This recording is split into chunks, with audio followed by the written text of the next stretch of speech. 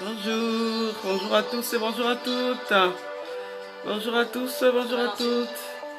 Soyez les bienvenus, soyez les bienvenus. Bonjour à tous, bonjour à toutes, soyez les bienvenus. Soyez les bienvenus à notre rendez-vous. Soyez les bienvenus, soyez les bienvenus. Soyez les bienvenus, je vous salue tous dans le nom de notre précieux Seigneur Jésus. Soyez les bienvenus. Soyez les bienvenus, connectez-vous pour notre rendez-vous de ce soir. Soyez les bienvenus.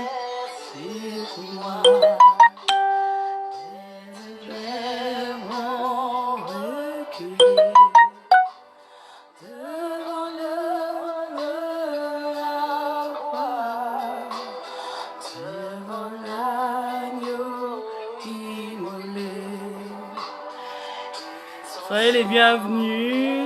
Soyez les bienvenus pour notre rendez-vous de ce soir. Bonsoir ma soeur Corinne Moutou. Bonsoir ma soeur Elsa. Soyez les bienvenus. Et donc ce soir nous allons voir toujours dans la suite de nos enseignements sur les principes et les lois. Oui, bonsoir ma soeur. Les lois du royaume de Dieu. Et donc n'oubliez pas de partager. N'oubliez pas de partager. Le Seigneur a quelque chose de merveilleux qu'il a prévu pour nous. Et le Seigneur va faire des grandes choses. Le Seigneur va nous affermir davantage. Il va nous édifier. Il va nous transformer à travers sa parole, n'est-ce pas? Sa parole est esprit et vie. Et donc, n'oubliez pas de partager. Connectez-vous et n'oubliez pas de partager. Le Seigneur est au rendez-vous. Il est là. Et donc, écoutons un peu la musique, cette chanson. Hosanna, Hosanna, à l'agneau immolé.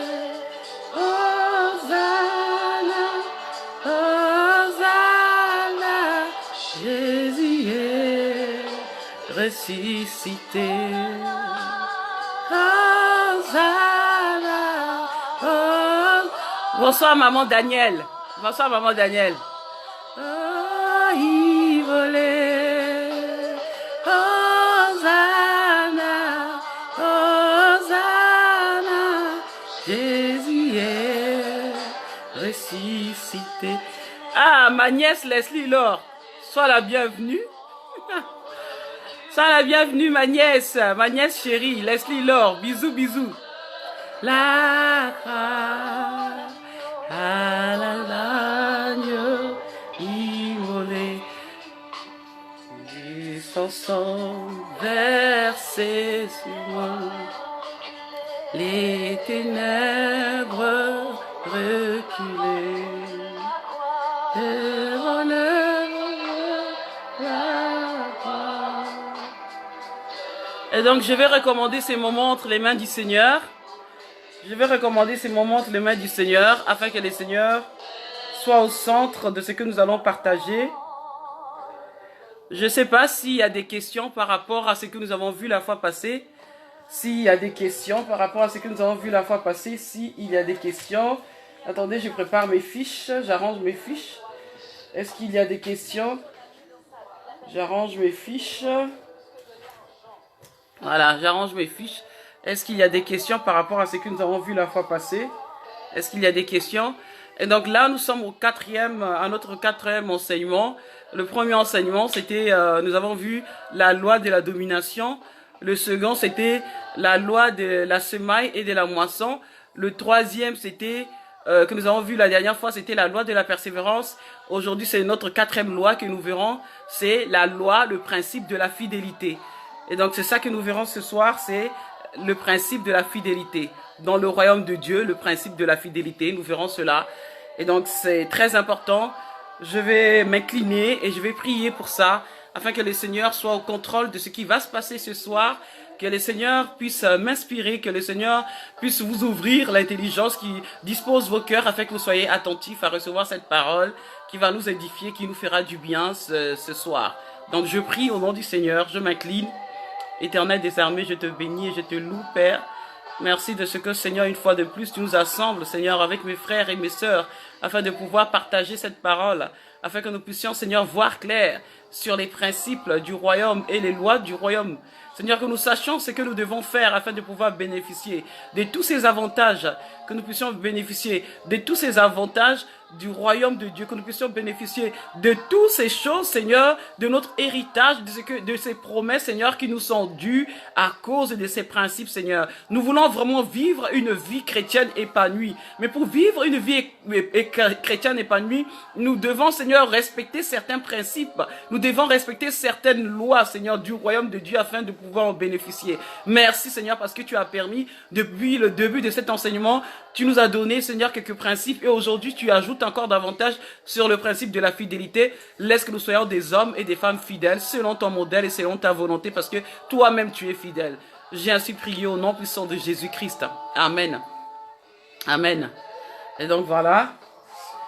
Donc, la fois passée, comme j'ai dit, nous avons regardé, nous avons vu le principe de la persévérance.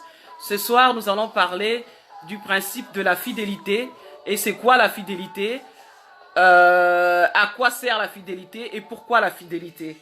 Et donc, comme je l'ai dit, avant de faire toute chose, j'aime bien me référer sur le dictionnaire. J'aime bien regarder les références. J'aime bien regarder ce que la Bible, ce que le dictionnaire me dit sur la fidélité. C'est quoi la fidélité? Donc, je veux bien comprendre c'est quoi la fidélité. Il nous faut quand même avoir un aperçu sur la définition de la fidélité parce que c'est toujours important, même si nous connaissons c'est quoi la fidélité, mais ça va quand même nous aider, ça va nous éclaircir et ça va nous avancer sur notre enseignement. Et donc aujourd'hui, nous voyons le principe, loi et principe du royaume numéro 4, c'est la loi sur la fidélité. Alors c'est quoi au fait la fidélité? La définition, on me dit, quand je fais mes recherches, on me dit la fidélité, c'est la qualité de quelqu'un qui est fidèle. Vous voyez? La fidélité, c'est la qualité de quelqu'un qui est fidèle, d'une personne qui est dévouée, d'une personne qui est attachée à quelque chose ou à quelqu'un. Donc, la fidélité, c'est la qualité de quelqu'un qui est fidèle, qui est dévoué, qui est attaché à quelque chose ou à quelqu'un. Donc, la fidélité, c'est la qualité de quelqu'un qui manque pas ses promesses et qui ne trahit pas un serment. Donc, c'est la qualité de quelqu'un qui ne manque pas à une promesse et qui ne trahit pas un engagement, qui ne trahit pas un serment. Vous voyez? Et donc, ça, c'est la définition de la fidélité. On nous dit que la fidélité, c'est la qualité d'une personne qui est au service d'un autre et qui s'acquitte de ses fonctions avec dévouement et avec zèle. Voilà ce que on me dit sur la fidélité. C'est la qualité d'une personne au service d'un autre qui s'acquitte de ses fonctions avec dévouement et zèle. On me dit que la fidélité, c'est l'assiduité à faire quelque chose. C'est la qualité de ce qui caractérise par sa sûreté et sa fiabilité. Alors, dans les synonymes de la fidélité, nous avons la loyauté, nous avons la constance, nous avons l'attachement et nous avons le dévouement.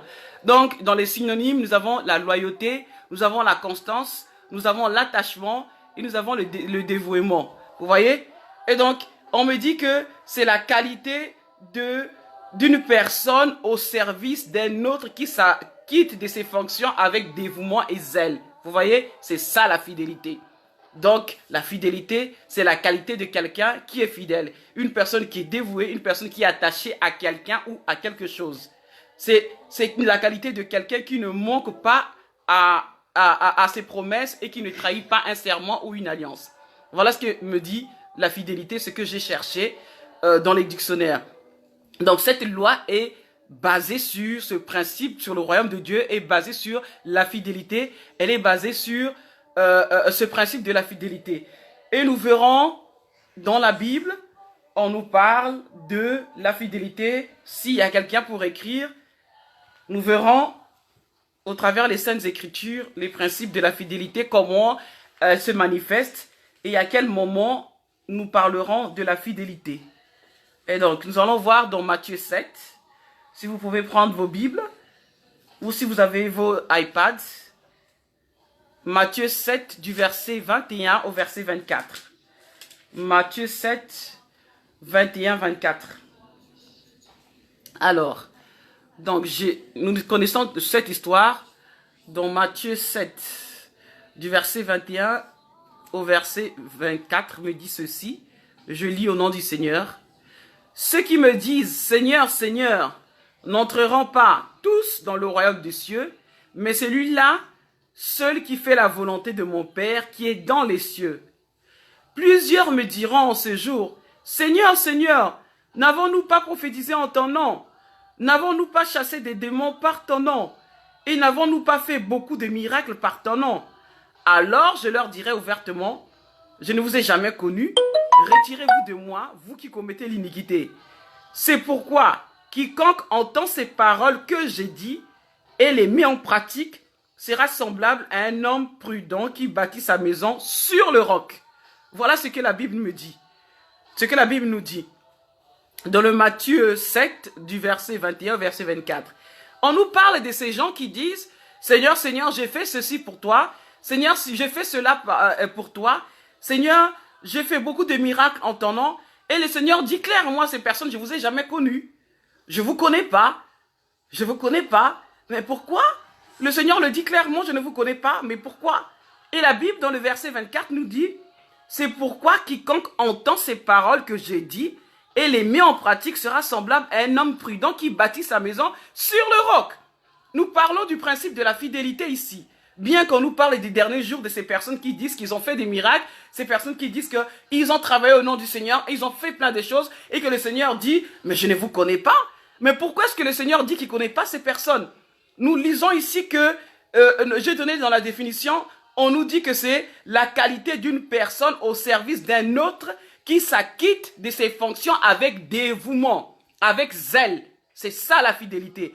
On nous dit que c'est quelqu'un, la qualité de quelqu'un qui ne manque pas à une promesse et qui ne trahit pas un serment. C'est ça la fidélité. Donc quand on ne trahit pas un serment, quand on s'acquitte de ses fonctions avec dévouement, avec zèle, c'est ça la fidélité. Or, dans le verset 24, on nous dit que si une personne écoute la parole et que la personne la met en pratique, elle est comme une personne qui a bâti sa maison sur un roc. C'est ce que la Bible nous dit. C'est-à-dire que ces personnes qui sont allées voir Jésus, qui disent « Seigneur, Seigneur, n'hériterons-nous pas le royaume des cieux ?» C'était des personnes qui n'étaient pas fidèles. C'est des personnes qui se sont pas acquittées de leurs tâches, de leurs fonctions avec dévouement et avec zèle auprès du Seigneur. Ils n'ont pas été fidèles. Vous voyez? C'est des personnes parce que la fidélité, elle inspire la confiance, elle inspire la sûreté, elle inspire la fiabilité. Et donc, ces personnes n'ont pas été des personnes fiables, n'ont pas été des personnes sûres pour hériter le royaume parce que c'était pas des personnes qui étaient fidèles. Et donc, Jésus a dit, le Seigneur dit, je ne vous connais pas parce que ces personnes ont trahi à leur engagement, ces personnes ont trahi à leur fonction, ont trahi à leur promesse à leur promesse qu'elles ont faite. Donc, elles n'ont pas été fidèles. Elles n'ont pas été fidèles, c'est pourquoi ces personnes n'ont pas hérité le royaume. C'est pour ça que ces personnes n'ont pas eu droit à entrer dans le royaume et que le Seigneur a dit et qu'il a tourné le dos en disant que je ne vous connais pas parce que ces personnes ont trahi ce principe de la fidélité. Donc, ces personnes ne se sont pas acquittées avec dévouement et zèle à leur fonction. On dit que c'est la qualité d'une personne qui est attachée et dévouée à quelqu'un. Et donc, ces personnes n'ont pas été fidèles à la parole de Dieu, mais ces personnes ont fait des miracles. Ces personnes ont fait des miracles et ont opéré des grandes choses, mais elles n'ont pas été fidèles parce qu'elles n'ont pas pratiqué la parole. Vous voyez? Parce que dans le verset 24 que nous avons lu, dans Matthieu 7, 24, on nous dit que la personne qui entend la parole et qui la met en pratique, elle est comme quelqu'un qui a construit une maison sur un roc. Et voilà, nous avons vu cette partie de la fidélité qui concerne à un attachement, qui concerne à respecter, à vivre la parole de Dieu, à vivre ses principes de... oui, bonsoir ma sœur. Bonsoir ma sœur évangéliste Grâce. Et donc, à vivre ces principes de la fidélité. Nous voyons que beaucoup de personnes peuvent négliger en se disant, oui, est-ce que ces personnes n'ont pas hérité le royaume de Dieu parce qu'ils n'ont pas été fidèles? Ben oui, parce qu'ils n'ont pas été fidèles. Mais pourquoi? Parce que ces personnes ont fait des miracles. Mais il y a quelque chose qui manquait à ces personnes, ils n'ont pas été fidèles.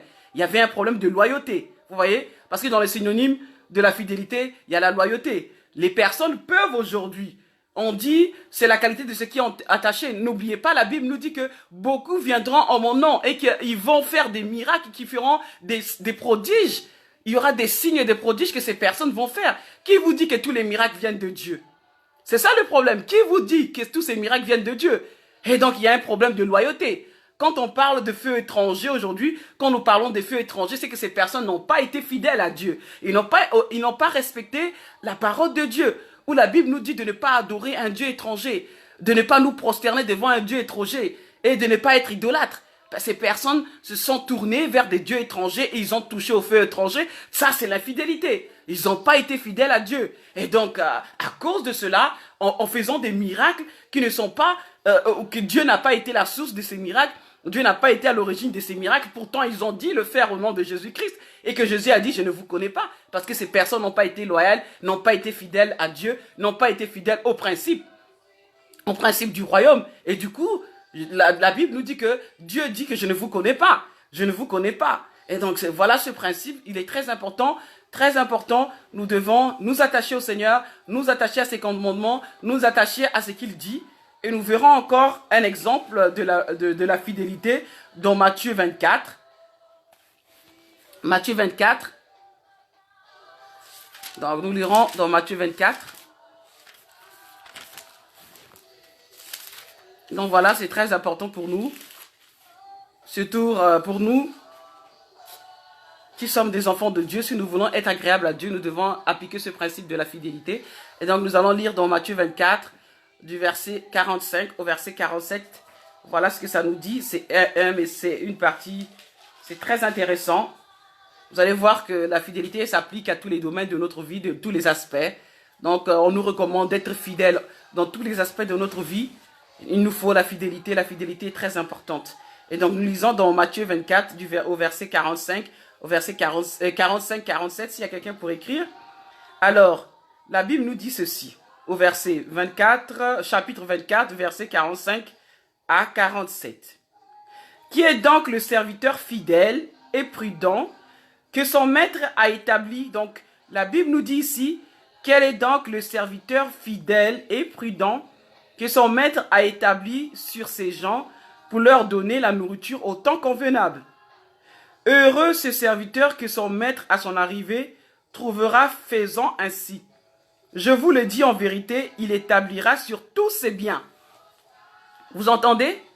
Je vous le dis en vérité, il établira sur tous ses biens. Pourquoi est-ce que le maître qui a demandé, il a établi un serviteur afin qu'il donne à manger aux autres serviteurs?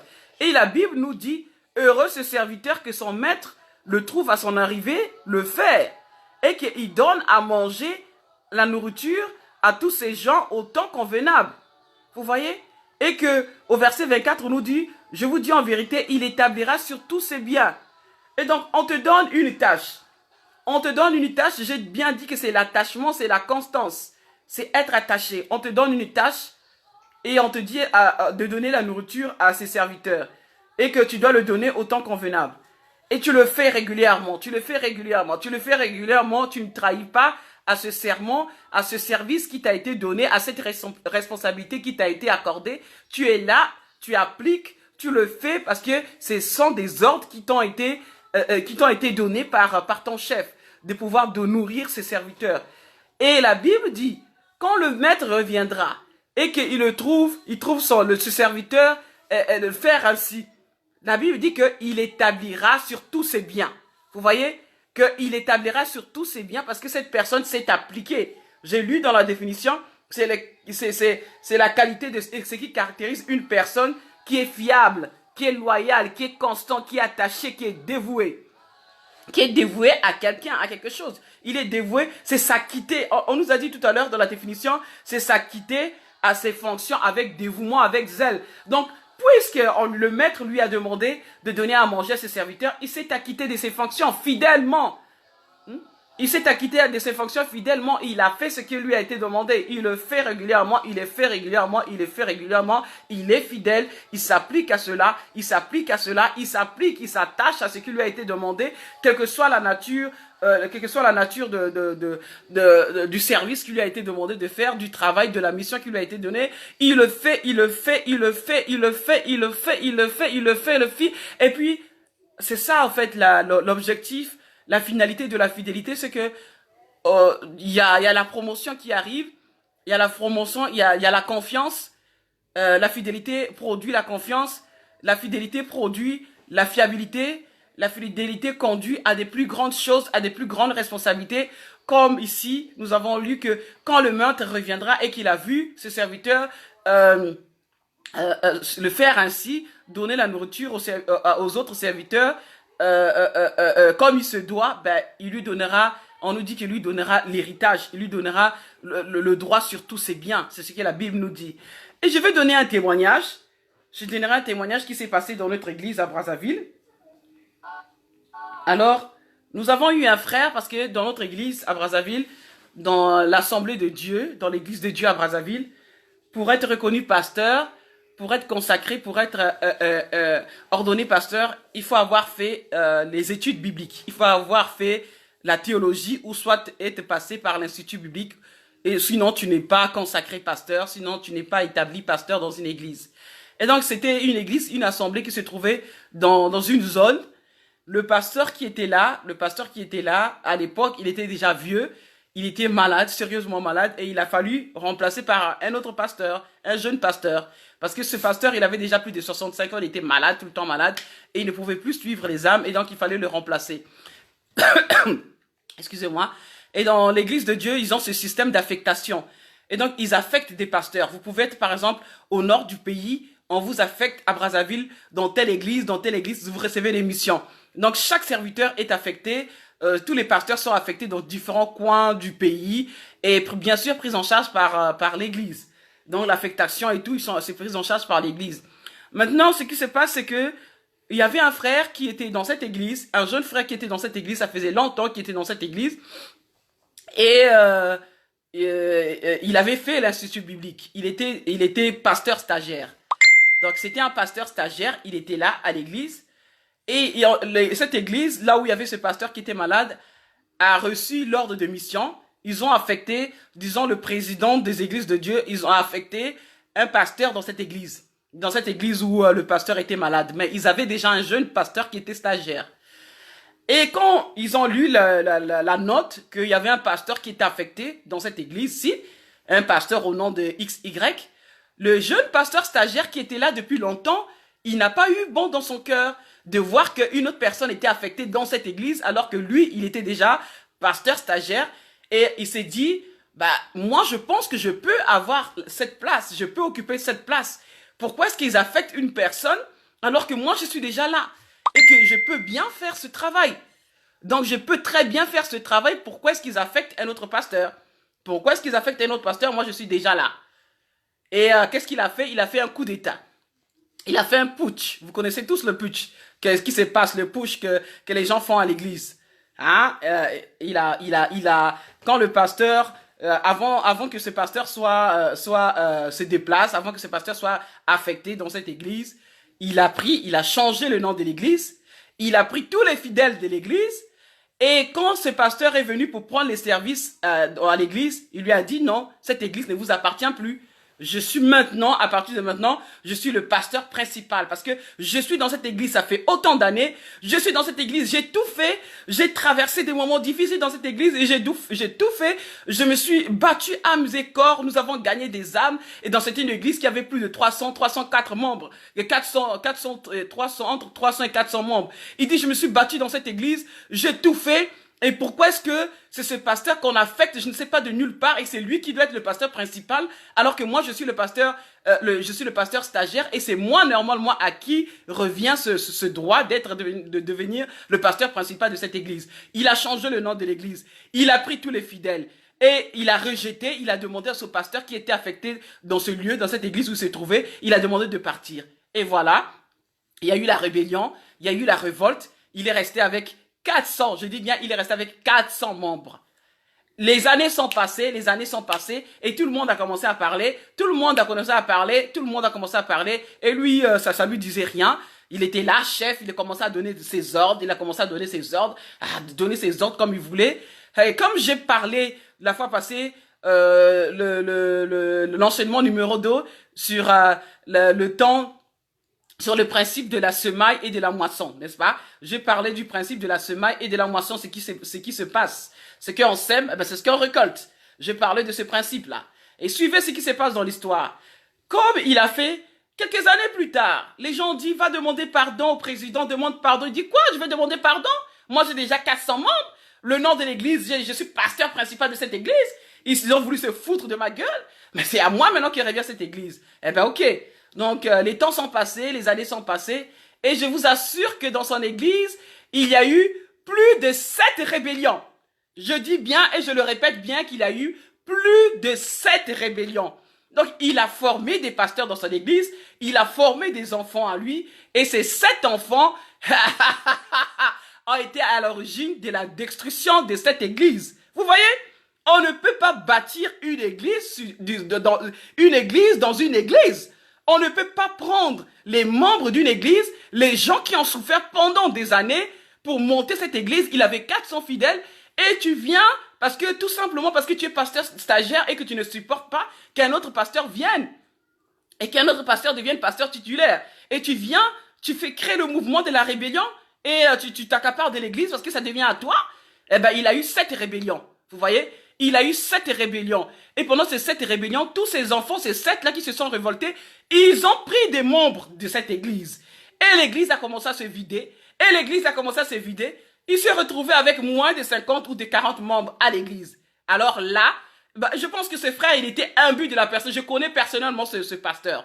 Je le connais personnellement parce que nous avons grandi ensemble dans le sens de nos activités des assemblées de Dieu à Brazzaville. Nous étions tout le temps en retraite, en jeûne. On faisait beaucoup de retraites spirituelles, des jeûnes et prières avec ce pasteur-là. Je le connais très bien. Il est imbu de sa personne. Il est orgueilleux. Dieu n'a jamais béni la rébellion. Dieu n'a jamais béni la révolte. Dieu ne bénit pas la révolte. Dieu ne bénit pas la rébellion. Et voilà, il se retrouve avec 40 membres. Après 20 ans, je vous dis bien, après 20 ans, ce n'est que cette année-ci qu'il est allé demander pardon à notre président des églises de Dieu de Brazzaville. Vous voyez un peu l'orgueil de l'homme. Il est allé demander pardon cette année-ci. Quand j'étais à Brazzaville, le mois passé, c'est là que j'ai appris. Mes enfants de l'école des dimanches m'ont dit, ah, maman Karine, maman, regarde ce qui s'est passé, le frère est tel. Regarde, il est venu demander pardon après 20 ans. Ben, pourquoi? Parce qu'il est entré à la montagne, il a prié dans les jeûnes et prières, et Dieu lui dit, il dit que Dieu l'a parlé. Excusez-moi parce que l'orgueil aveugle, hein. Quand on est orgueil, on est aveuglé. En fait, on t'attend, on ne voit plus correctement les choses. Et donc voilà, il dit qu'il a prié. Après 20 ans, il s'est rendu pas compte qu'il était dans la révolte, qu'il était dans la rébellion. Vous voyez comment il était dans un aveuglement, dans un tâtonnement. Hein? Après 20 ans, donc 20 ans d'orgueil, 20 ans de rébellion, 20 ans de rébellion, il revient parce que il voit que ça ne produisait pas, il n'y avait rien, il a perdu tous les membres, il s'est retrouvé qu'avec 30 ou 40 membres et il est entré dans les jeûnes et prières. Seigneur Jésus, tu m'as abandonné. Seigneur Jésus, où est-ce que tu es? Dans les jeûnes et prières, Seigneur, qu'est-ce que j'ai fait, Seigneur? Seigneur Jésus, Seigneur, comment tu m'abandonnes? J'avais 400 membres, voilà, tous mes enfants se sont révoltés, j'ai eu cette rébellion. Seigneur, tu es où? Je me retrouve qu'avec ton 30 membres. Seigneur, je me retrouve qu'avec 20 membres. Oh Seigneur, oh Jésus. Et ben voilà. Et vous savez ce qui se passe? C'est que le Seigneur lui répond, rappelle-toi de ce que tu avais fait. Tu as changé le nom de cette église. Tu t'es accaparé des 400 membres qui ne sont pas à toi. Si tu veux être béni, va demander pardon au président de ces assemblées de Dieu. Tu demandes pardon et tu remets l'église. Parce que ça ne t'appartient pas. Je te donnerai une église et je te bénirai. Je multiplierai le nombre de tes fidèles. Mais ça, c'est pas à toi. Cette œuvre n'est pas à toi. C'est pas toi qui es le pasteur titulaire de cette église. Et quand il a entendu, après 20 ans, il s'est repenti. Il est allé voir le président. Il a demandé pardon, papa. Pardon pour cette œuvre. Pardon pour l'orgueil. Pardon pour la révolte. Pardon pour la rébellion. Et puis, le papa lui a dit, je te pardonne mon fils, et ainsi de suite. Regardez un peu ce qui se passe. Regardez, le manque de fidélité a conduit à la rébellion. Le manque de fidélité a conduit à la révolte. Or, Dieu ne bénit pas à la révolte. Dieu ne bénit pas à la rébellion. Même s'il avait ses 400 membres. Mais parce qu'il n'était pas fidèle. Regardez ce qui s'est passé. Eh ben, Dieu a dit, je te connais pas. Parce qu'au fur et à mesure, au lieu que ce ministère puisse s'accroître, parce qu'il y a 20 ans de cela, ils avaient plus de 400 membres. Je pense qu'aujourd'hui, après 20 ans, ils auront eu plus de 1000 membres. Mais au lieu d'avoir plus de 1000 membres, ils se retrouvent avec 40 membres à cause du manque de fidélité. Parce qu'il n'a pas été loyal. Il n'a pas été loyal à l'église de Dieu. Il n'a pas été loyal à cette église qu'il avait établie. Excusez-moi. Il n'a pas été loyal à cette église qu'il avait établie en tant que pasteur stagiaire. Vous voyez, lui, il a fait la révolte, il s'est rébellé parce que si vous voulez faire une œuvre, si c'est Dieu qui vous appelle et que Dieu vous lâche, que Dieu vous dit que vous devez partir, là, vous partez tranquillement, mais vous prenez pas les membres de cette église. Allez faire votre œuvre. Partez. Allez faire votre ministère. Vous partez, vous sortez, mais vous prenez pas les membres de cette église. Il a pris 400 membres de cette église et il est parti. Et bien voilà, parce qu'il n'a pas respecté le principe de la fidélité. Il n'a pas respecté cette loi de la fidélité et il se retrouve dans les déshonneurs, il se retrouve dans la honte, il se retrouve dans la confusion. C'est parce qu'il a été frappé par la rébellion de ses 7 enfants qu'il a formés, ces enfants qu'il aimait de tout cœur, lui ont rendu la monnaie du singe, lui ont remis ce qu'il avait fait. Sur ce principe de la semaille et de la moisson, il a récolté, il a mangé le fruit de sa rébellion. Voilà, il a mangé le fruit de sa rébellion. Et voilà, c'est ça qui l'a fait retrouver sa mémoire. Et qu'il est retourné sur ses bons sentiments. Il est allé demander pardon après 20 ans. J'ai dit bien après 20 ans. Ce n'est pas après 2 ans, après 20 ans. Il a demandé pardon cette année-ci. Ça fait 20 ans. Ça fait 20 ans, si je ne me trompe pas, peut-être même 22 ans. 22 ans qu'il a demandé pardon à notre président des Assemblées de Dieu de Brazzaville, de l'église dont je suis issu. Donc je maîtrise bien la question, je connais bien l'histoire, parce que j'étais là. Je connais bien l'histoire, vous voyez? Et donc ce principe de la fidélité, c'est très important. C'est très important parce que au lieu d'avoir plus de responsabilités, au lieu d'avoir des honneurs, voilà, il est dans la confusion. C'est parce qu'il est dans la confusion, parce qu'il n'a pas été fidèle. Il n'a pas été fidèle à l'église où il a été. Ben voilà, il se trouve dans le déshonneur, il se trouve dans la honte, il se trouve dans la confusion parce que cette église, qu'est-ce qu'il va devenir? Qu'est-ce qu'il va devenir cette église? Il a maintenant 30, il n'a que 30 membres. Qu'est-ce qui va devenir une grande église de plus de 400 membres il y a plus de 20 ans? Ben aujourd'hui, il se retrouve avec 20 ou 30 membres à cause du fruit de sa rébellion. Vous voyez, il n'a pas été fidèle et voilà, le Seigneur l'a frappé. Voilà, il se trouve dans les difficultés, dans les moments. Et là, maintenant, il réfléchit. Là, il raisonne. Voilà, là, il réfléchit. Là, il devient intelligent. C'est maintenant, il devient sage. Pas intelligent, mais il devient sage. Il commence à craindre Dieu. Oh Seigneur, si j'avais su. Parce qu'il n'a pas respecté ce principe de la fidélité. Vous voyez? Il n'a pas respecté ces principes de la fidélité et du coup, il se retrouve dans des situations compliquées où il n'a plus de membres. Vous voyez? Et donc, c'est ça, c'est ce qui s'est passé. Comme je dis que dans ces principes-là, avec ses serviteurs, Dieu a trouvé qu'il était tout le temps en train de faire la même chose, qu'il faisait la même chose parce que on dit que c'était les serviteurs fidèles. Donc, ce serviteur fidèle, on lui a donné un travail, on lui a donné une tâche, il devait nourrir les autres serviteurs à des heures convenables. Et la Bible dit que quand le maître reviendra, est-ce qu'il ne l'établira pas sur tous ses biens? Voilà, quand le maître revient, il va l'établir sur tous ses biens. C'était pas le moment pour lui de pouvoir partir et de dire que non, je vais être pasteur titulaire de cette église alors qu'il n'était que stagiaire. Il n'était que pasteur stagiaire, mais il a voulu s'accaparer. Il a voulu déjà être établi, être le pasteur principal alors que c'était pas ça. Il y avait un autre pasteur qui avait reçu la note pour être pasteur principal de cette église. Et lui, il s'est rébellé, il s'est révolté, il a pris tous les fidèles. Vous voyez? Et donc c'est ça, la tâche, il devait être un pasteur secondaire. Il devait être le pasteur, comment on l'appelle? Le pasteur stagiaire. Il devait accompagner le pasteur principal, mais il n'a pas voulu de cette place. Il voulait pas de cette place, lui, il voulait être titulaire. Et voilà, ça a conduit à la révolte, ça a conduit à la rébellion, parce que il s'est pas contenté de ce qu'on lui avait donné comme tâche. Vous voyez? Donc, on nous dit la fidélité, c'est de s'acquitter de ses fonctions avec dévouement, avec zèle. Il n'a pas été un serviteur fidèle. Il s'est pas acquitté de sa tâche fidèlement. Il s'est pas acquitté de ses responsabilités fidèlement. Et il a récolté le déshonneur. Il a récolté 7 fois dans ce ministère-là la révolte et la rébellion. C'est que lui-même, il a produit. Et voilà, c'est cette histoire qui s'est passée dans mon église d'où je suis issu, où je suis né, où je suis baptisé, dans l'église de Dieu à Brazzaville. Voilà ce qui s'est passé. Et donc, nous allons lire dans Luc 16. Nous lirons dans Luc 16. Je dis que Dieu ne bénit pas la rébellion, Dieu ne bénit pas la révolte, et Dieu n'a jamais béni. Donc, si vous pensez au fait que vous avez un ministère et que vous êtes un rebelle, sachez que Dieu ne va pas vous bénir. Dieu ne bénit pas, il bénit pas hein, la rébellion. Il ne bénit pas la rébellion, Dieu ne bénit pas la révolte. Ça, il faut le savoir. Donc, nous allons lire dans Luc 16. Nous lisons dans Luc 16, au verset 10 à verset 13. S'il y a quelqu'un pour lire, s'il vous plaît. Luc 16, au verset 10 à 13. Donc, je lis au nom du Seigneur. Celui qui est fidèle dans les moindres des choses, l'est aussi dans les grandes. Et celui qui est injuste dans les moindres des choses, l'est aussi dans les grandes. Si donc vous n'avez pas été fidèle dans les richesses injustes, qui vous confiera les véritables? Et si vous n'avez pas été fidèle dans ce qui est à autrui, qui vous donnera ce qui est à vous? Nul serviteur ne peut servir deux maîtres, car ou il haïra l'un et aimera l'autre, ou il s'attachera à l'un et méprisera l'autre.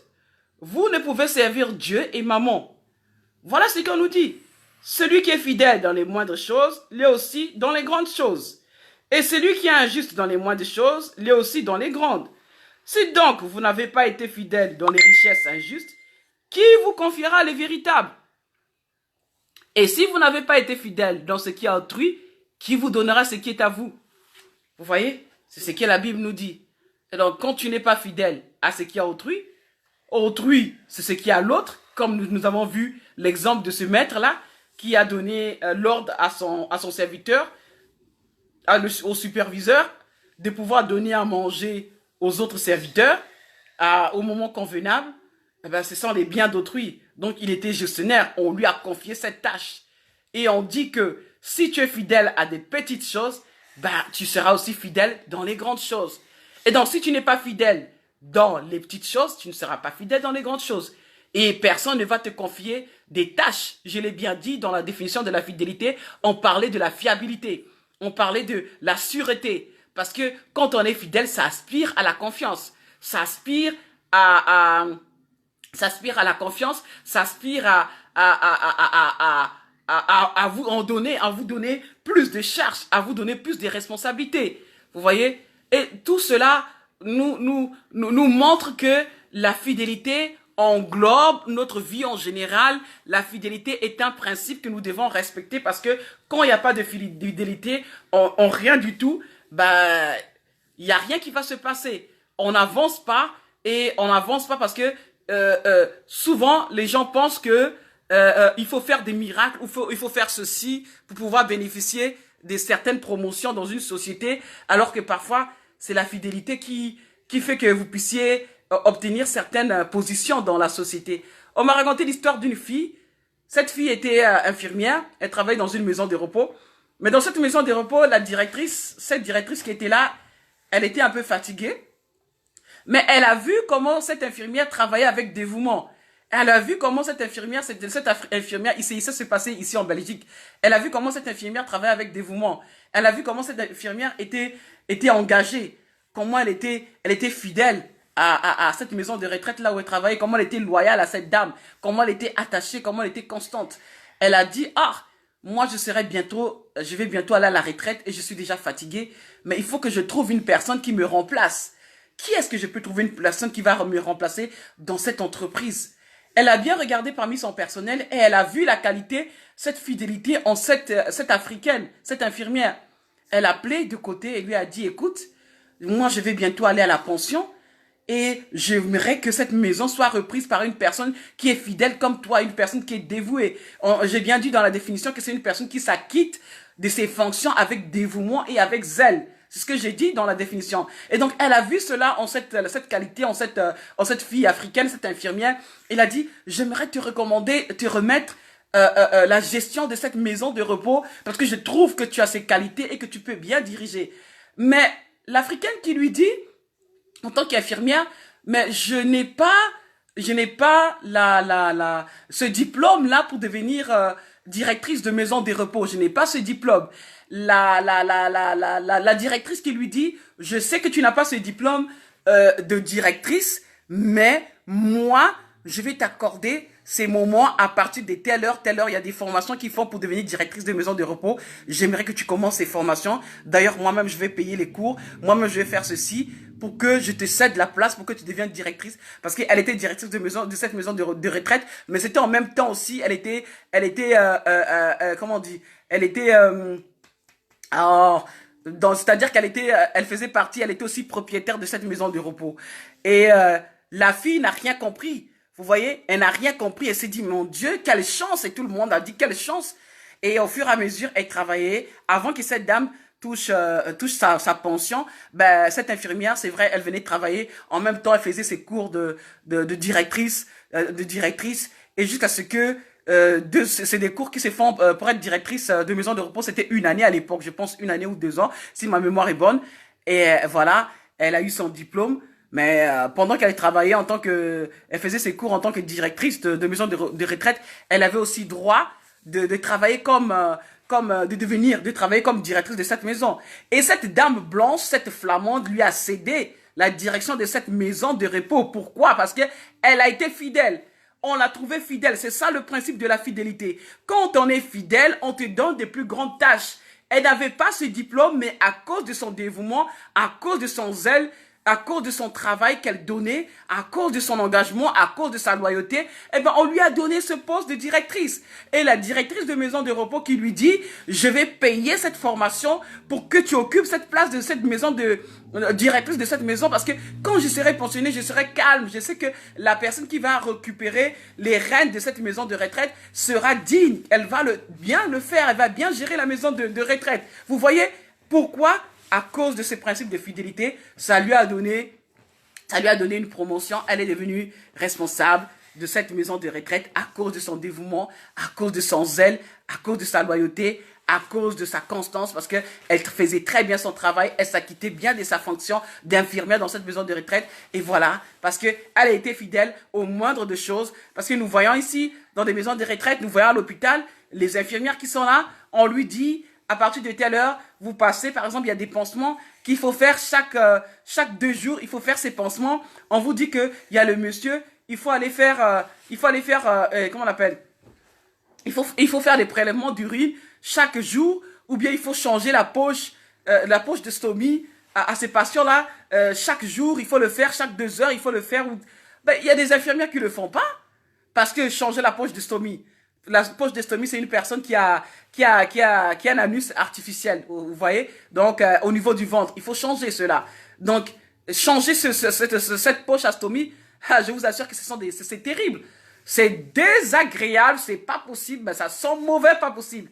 En général, beaucoup d'infirmières, elles savent quand ça sent mauvais, elles se déplacent, elles vont donner aux stagiaires. Vous savez, quand une infirmière, elle voit tout ça, il faut faire des pansements. Parfois, il y a des pansements d'escarres. Vous connaissez c'est quoi les escarres, ces blessures-là? Comment ça sent mauvais? Il faut supporter, il faut avoir. Donc, il faut tout le temps faire ces escarres, mais c'est pas possible. Vous devez changer la position, vous devez faire ces pansements d'escarres, vous devez aller donner les Clexane, vous devez Clexane, les injections sous-cutanées, mais il faut le faire régulièrement, il faut le faire tout le temps. C'est ça le problème de la fidélité. Il faut le faire régulièrement. Hein? Et donc, c'est sûr que cette directrice, elle passait voir les patients pour voir réellement si elle s'acquittait correctement de ses fonctions, de son travail, de son rôle d'infirmière, si elle le faisait correctement. Parce que partout, il y a des bons et il y a des mauvais. Et donc, si elle le faisait pas, ben, je pense qu'elle n'aurait pas eu cette place de directrice. Et pourtant, elle n'était pas diplômée. Mais à cause de ce qu'elle faisait, la directrice lui a cédé la place et lui a payé ses études en tant que future directrice de cette maison de retraite. Vous voyez, elle le faisait constamment, elle le faisait. On dit qu'il faut s'acquitter avec dévouement, avec zèle. Elle faisait ses pansements, elle faisait tout ce qu'il fallait, elle donnait les médicaments, elle faisait ses prises de sang, et donc elle le faisait parce qu'il y a d'autres personnes, elles sont là, elles font pas les prises de sang, les deux infirmières. Elles font pas il faut prendre le poids, il faut prendre les paramètres, il faut vérifier, comment on appelle? Il faut vérifier à bien masser les patients, à les hydrater, à faire tout ça. Tout ça, elles ne le font pas.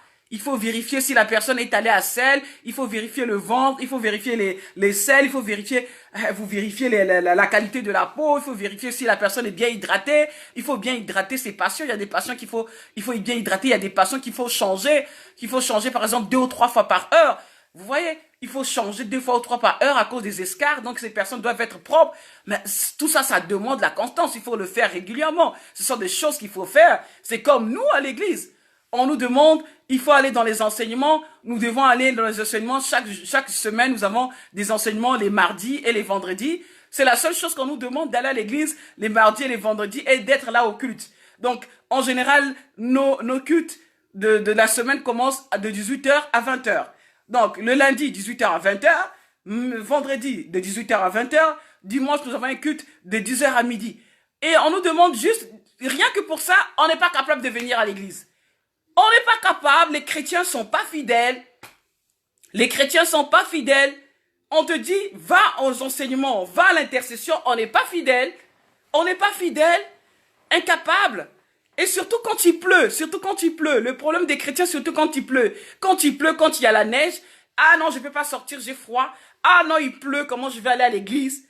Comment je vais à l'église? Il pleut, comment je vais aller à l'église? Je vais me mouiller en allant à l'église.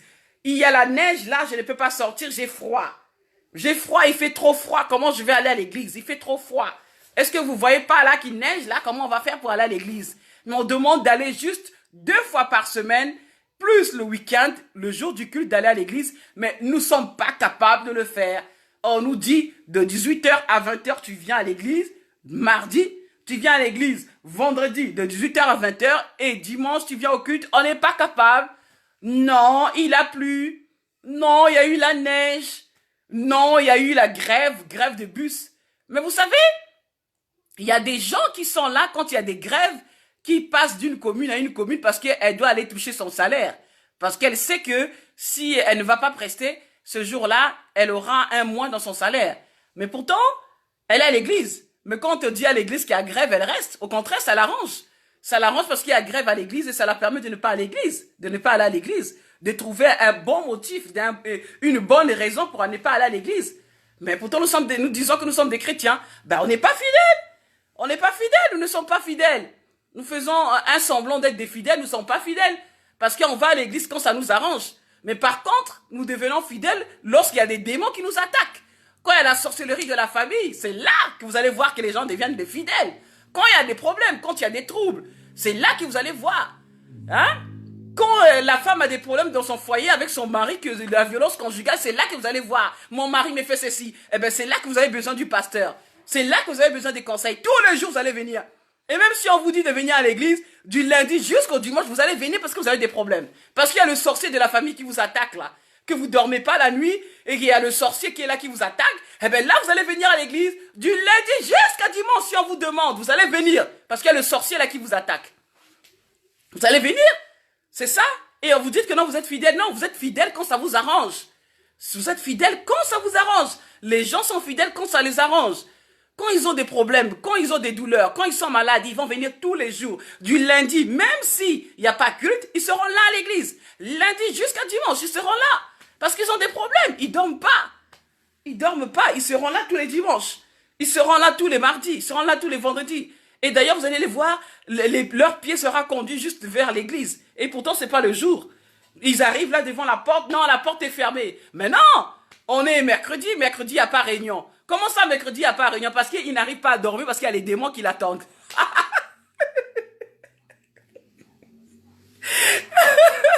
Il n'arrivera pas à dormir parce qu'il y a les démons qui l'attendent là, à la maison. Et du coup, bah, il court vers l'église. C'est ça le problème de nos fidèles.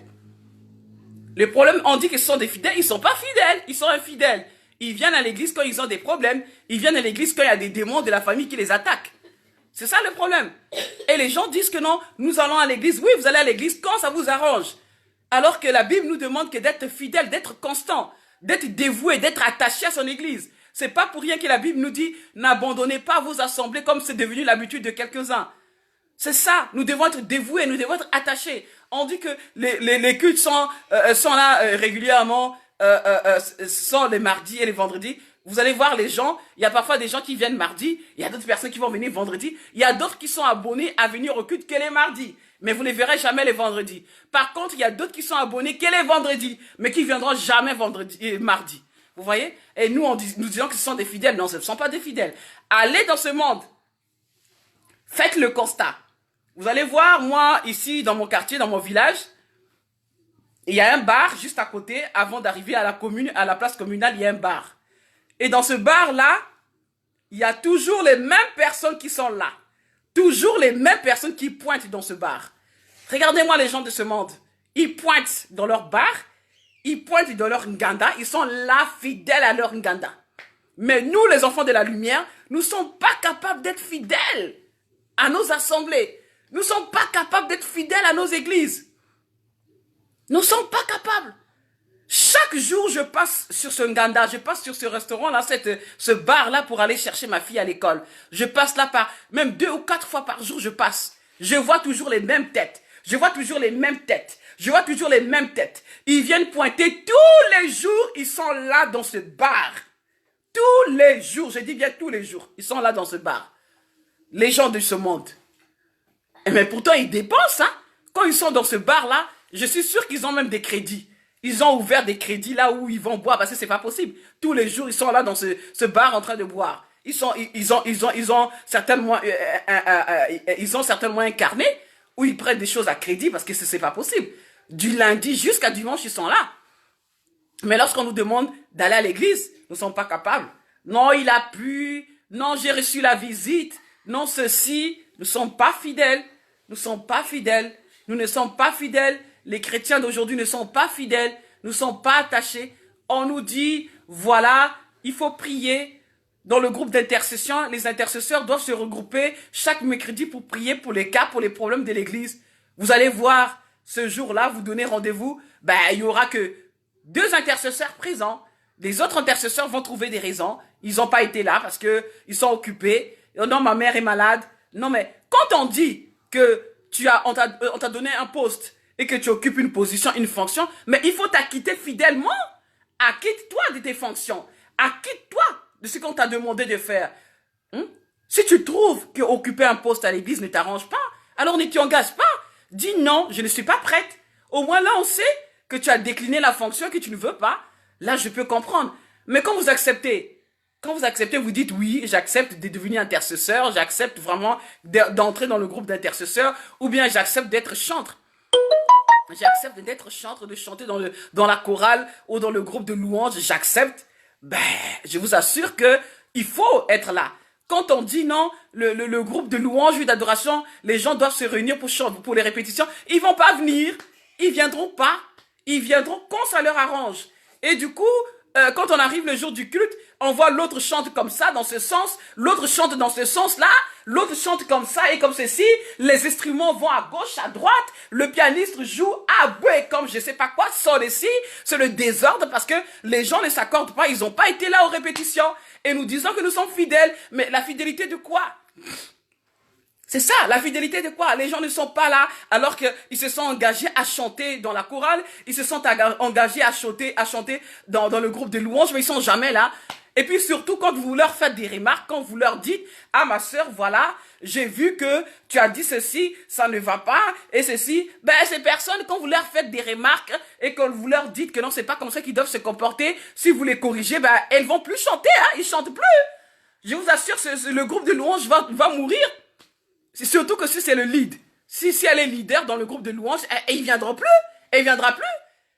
Et ça va devenir, au fait, ça devient un bras de fer. Ça devient un bras de fer avec les leaders. Elle chante pas parce qu'elle sait que elle est leader. Elle sait qu'elle est leader dans ce groupe. Elle sait qu'elle est leader dans le groupe de louanges ou dans le groupe d'adoration. Elle va pas chanter parce qu'on lui a fait des remarques. Parce qu'on lui a fait des reproches. Donc on ne peut pas faire des reproches aux chanteurs, aux leaders. On ne peut pas leur faire des reproches. Elle viendra pas parce qu'on lui a fait des remarques, on lui a fait des reproches. Parce que c'est elle qui chante. C'est elle qui chante bien. Celle quand elle chante, il y a l'onction. Celle qui chante, il y a ceci. Eh ben, elle viendra pas parce qu'on lui a fait la remarque. Elle viendra chanter quand ça va l'arranger. Elle va chanter même 1 mois ou 2 mois plus tard. Elle va chanter quand ça l'arrange. C'est ça. Et ça, c'est pas la fidélité. C'est pas la fidélité parce que l'œuvre à laquelle nous faisons appartient à Jésus. L'œuvre à laquelle que nous faisons appartient à Dieu. Ça n'appartient pas au pasteur, ça n'appartient pas à la pastoresse ou à la prophétesse. C'est à Dieu. Et donc quand on est fidèle, la Bible nous dit quand on est fidèle aux petites choses, Dieu nous donnera les grandes choses. On te donne tu t'es engagé à être dans le groupe de louanges, dans le groupe d'adoration, et tu es là en train de faire le bras de fer avec les leaders parce qu'on t'a fait la remarque, il faut pas les corriger, il faut pas lui dire qu'elle doit pas avoir un petit copain, il faut pas lui dire qu'elle doit pas être impolie, il faut pas lui dire ça, parce qu'elle va pas chanter. Et quand tu fais des reproches au pianiste, tu fais des reproches celui qui joue à la batterie, ben il jouera pas à la batterie. Il sait que le jour du culte, il y a personne pour jouer à la batterie, il vient pas jouer. Voilà, il va boycotter le culte du dimanche. Il boycotte le culte du dimanche parce que vous l'avez fait la remarque. Vous l'avez dit qu'il ne doit pas fumer. Vous l'avez dit qu'il ne doit pas avoir un petit copain. Eh ben voilà, c'est ce qui se passe. C'est ce qui se passe. Vous l'avez dit qu'il a un petit copain. Vous lui avez dit qu'il ne doit pas fumer, qu'il ne doit pas boire, qu'il ne doit pas aller dans l'Enganda. Eh ben il va boycotter. Il ne jouera pas à la batterie ce jour-là. Il jouera à la batterie quand ça l'arrange. Vous dites au pianiste, ah, je vois que tu passes ton temps devant les films pornographiques, la pornographie c'est pas bon, ben le pianiste il va boycotter les cultes. Vous allez voir qu'il viendra pas aux répétitions, vous allez voir qu'il viendra pas au culte, alors qu'il sait que c'est le seul pianiste. Les autres ce sont des bricoleurs, c'est lui qui joue bien au piano, il viendra pas. Et surtout, quand il y a une activité à l'église, s'il y a une activité à l'église, quelque chose, un événement à l'église, ben il viendra pas à cet événement. Il va boycotter l'événement parce que vous lui avez dit qu'il regarde des films pornographiques. Voilà. On ne peut rien dire, on ne peut pas faire la remarque à ces personnes parce qu'ils ne sont pas fidèles. Ils sont pas fidèles. Ils servent Dieu comme ils le veulent. Ils servent Dieu, ils n'ont pas ce principe, ils ne respectent pas ce principe de la fidélité, de la loyauté. Ils ne respectent pas, ils viennent quand ils veulent. Vous dites aux gens, venez au groupe d'intercession, nous allons faire ceci, l'activité, nous allons prier, ou nous allons prier pour telle soeur. Ils ne viendront pas. Vous allez vous retrouver à deux. Vous allez vous retrouver à deux. Ils viendront pas. Ils viendront pas. Et c'est pour ça que beaucoup n'évoluent pas. Beaucoup ne sont pas bénis. Parce que la Bible dit que celui qui fait l'œuvre avec négligence, c'est la malédiction. Ça attire la malédiction. Et beaucoup sont maudits. Quand on fait l'œuvre de Dieu avec négligence, quand on fait l'œuvre de Dieu avec beaucoup de caprices, mais ça conduit à la malédiction. Et le principe de la fidélité accorde la bénédiction, nous conduit à la bénédiction. Quand on respecte cela, ça nous élargit la voie, ça nous ouvre les portes. Le principe de la fidélité. On est là tout le temps en train de bouder, tout le temps en train de bouder, c'est comme si c'était l'œuvre c'était une entreprise, quoi. C'est une entreprise de ma mère, une entreprise de ton père, ou d'un frère, ou d'une cousine. On sert Dieu quand ça nous arrange. Eh ben non, ça ne va pas. Non, ça ne va pas. Eh ben c'est comme ça que le dévoreur, il vient. Il met la discorde dans l'église. Il met la discorde dans les groupes de louanges. Il met la discorde dans la chorale. Il met la discorde dans le groupe dans l'intercession. Chacun aura sa voix. Chacun va dire ce qu'il veut parce que les gens ne respectent pas ce principe de la fidélité. Ils sont jamais là quand il faut faire ce qui doit être fait. Voilà. Et donc, ce principe de la fidélité, c'est très important. C'est très important. Nous devons accorder de l'importance à ce principe. Hein? Nous devons accorder ce principe. Et même ce principe de la fidélité, je dis qu'il s'applique dans tous les domaines de notre vie. Il s'applique aussi dans les domaines du couple. Vous avez un mari. Si ce mari vous est attaché, s'il est dévoué, s'il est loyal, il ne doit pas aller voir ailleurs. À partir du moment qu'il va voir ailleurs et qu'il a une maîtresse, ça devient l'infidélité conjugale. Vous êtes d'accord avec moi? C'est ça aussi. Ça devient l'infidélité conjugale. Le monsieur, il va voir ailleurs, il n'est plus dévoué à sa femme, il n'est plus attaché à sa femme. C'est l'infidélité. Et l'infidélité ouvre la porte au divorce. Nous sommes d'accord? Vous voyez, l'infidélité ouvre la porte au divorce. Et c'est ce qui se passe dans nos vies. C'est ce qui se passe, ce que nous voyons un peu partout. L'infidélité à gauche, l'infidélité à droite. Et ça conduit à détruire, à la destruction. Ça conduit à la destruction, ça conduit à la pauvreté. Le manque de fidélité, ça conduit à la destruction, ça conduit à la mort, ça conduit à la séparation, ça conduit au divorce. Et ça conduit à plein de choses, aux catastrophes. Comme Jésus a dit à ses serviteurs, je ne vous connais pas. Parce qu'ils n'ont pas été fidèles, je ne vous connais pas. Je ne vous connais pas. Et il dit que non, ceux qui entendent sa parole et qui la pratiquent, sont comme ceux qui construisent une maison sur un roc. On construit une maison sur un roc parce que quand les vents arrivent, quand la tempête arrive, quand il y a la neige, on est toujours là. La maison ne tombe pas. On est toujours attaché, on est fidèle. On est fidèle à ses principes. On est fidèle à la parole de Dieu. On est fidèle qu'il pleuve ou qu'il neige. On est là toujours. On est là, on écoute. On écoute et on pratique. On ne sert pas Dieu parce que Dieu n'est pas notre ami. Dieu n'est pas notre oncle. Dieu n'est pas notre tante. On le sert, on doit être dévoué à ce Dieu. Quand nous servons, quand nous sommes à l'église, ce ne sont pas les hommes que nous servons Dieu. Alors ces caprices-là de ne pas vouloir jouer au synthé, de ne pas vouloir chanter parce qu'on t'a fait la remarque, ça c'est croire qu'on sert les hommes, c'est croire qu'on sert les serviteurs ou les servantes. On ne sert pas les serviteurs et les servantes, on sert Dieu. Alors comment est-ce que vous voulez être bénis? Comment est-ce que vous voulez évoluer? Comment vous voulez la hauteur? Comment vous voulez la grandeur? Quand vous n'êtes pas déjà fidèle à votre groupe de louanges, à votre groupe d'adoration. Voilà. Ça, ce sont des choses que nous négligeons et que nous trouvons que ce sont des choses qui sont banales, alors que ce sont c'est des choses qui sont capitales à notre croissance, à notre évolution. Si nous voulons vraiment jouir des promesses de Dieu, nous voulons jouir de son héritage, nous devons appliquer ses principes et ses lois. C'est très important. Ce sont des choses que Dieu ne viole pas. Qu'on monte ou qu'on descend, Dieu ne viole pas. Ce sont des principes qui sont universels. Vous voyez les païens qui sont fidèles, eh bien, ils obtiennent des postes. Ils obtiennent des postes au fur et à mesure. Vous pensez quoi? Même le diable, il récompense ses agents qui sont fidèles. Il récompense ses agents qui sont fidèles, le diable. Et alors, combien de fois Dieu, vous pensez que Dieu ne va pas récompenser ces personnes qui sont fidèles? Les personnes qui sont fidèles à lui, Dieu récompense. Il est le rémunérateur de ceux qui le recherchent, c'est ce que la Bible dit. Et donc, nous allons terminer, nous allons conclure par Apocalypse. Apocalypse au chapitre 2, s'il vous plaît. Nous allons conclure par Apocalypse au chapitre 2. Alors, Apocalypse au chapitre 2, du verset 10 au verset 11 me dit ceci. Apocalypse chapitre 2, du verset 10 au verset 11 nous dit ceci. Ne crains pas ce que tu vas souffrir. Voici le diable jettera quelques-uns de vous en prison afin que vous soyez éprouvés et que vous aurez une tribulation de 10 jours. Sois fidèle jusqu'à la mort et je te donnerai la couronne de la vie. Que celui qui a des oreilles entende ce que dit l'Esprit, ce que l'Esprit dit aux églises. Celui qui vaincra n'aura pas à souffrir la seconde mort. Donc on dit, sois fidèle jusqu'à la mort et je te donnerai la couronne de vie. Sois fidèle jusqu'à la mort et je te donnerai la couronne de la vie. Et donc après la fidélité, quand on persévère et qu'on ne lâche pas, malgré les épreuves, malgré les difficultés, malgré les tempêtes, malgré tout ce qui peut arriver, on obtient la couronne. C'est la couronne qui nous est réservée, c'est la récompense que le Seigneur nous accorde, la fidélité. La fidélité, ce principe de la fidélité, elle est très importante. Appliquons ce principe de la fidélité si nous voulons avoir des services de qualité, si nous voulons être des chrétiens et des fidèles de qualité, appliquons ce principe de la fidélité qui est très important si nous voulons jouir de toutes ces promesses de Dieu, parce que ces principes, les principes de Dieu, Dieu ne les viole pas.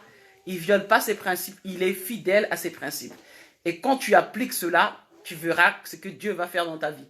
Tu verras les changements. Et donc, je parlais du principe de la domination.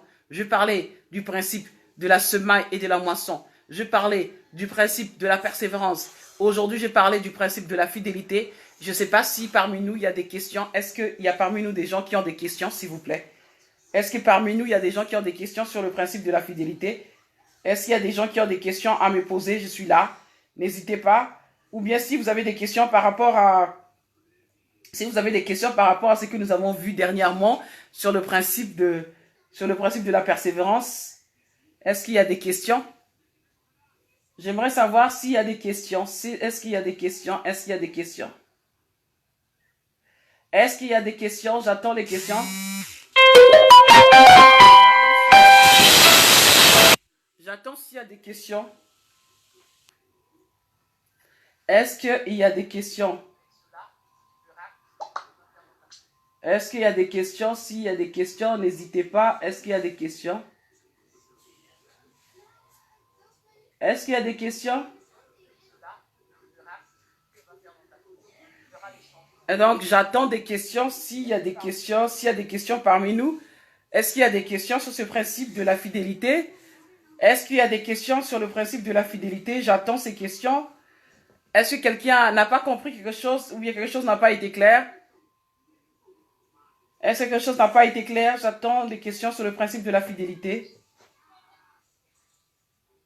J'attends des questions sur le principe de la fidélité. Est-ce qu'il y a des questions? Est-ce qu'il y a des questions? Est-ce qu'il y a des questions? Est-ce qu'il y a des questions sur le principe de la fidélité? Est-ce qu'il y a des questions? Est-ce qu'il y a des questions? J'attends les questions.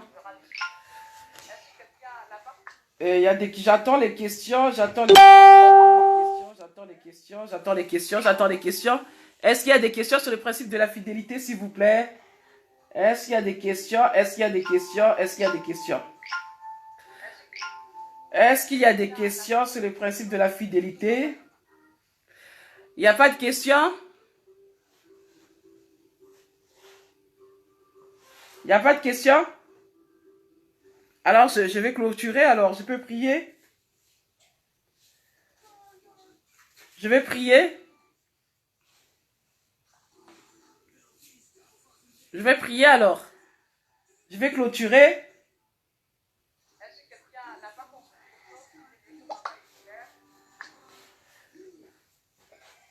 Je vais prier maintenant puisqu'il n'y a pas de questions. Je vais prier pour clôturer. Et donc, nous allons nous retrouver pour le lundi prochain. Nous nous retrouverons puisqu'il n'y a pas de questions. Alors, je vais m'arrêter là. Sur le principe de la fidélité, je m'arrête là.